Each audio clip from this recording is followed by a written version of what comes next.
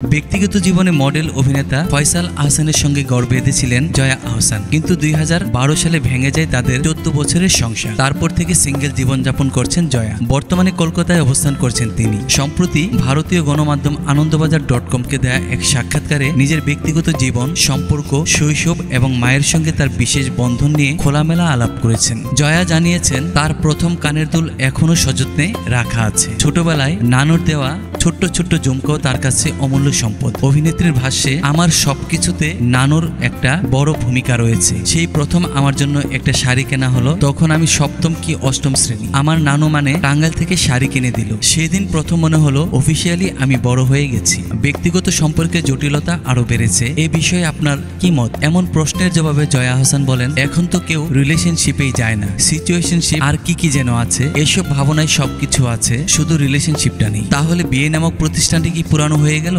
জবাবে জয়া আহসান বলেন, ওগুলো তো ওল্ড স্কুল।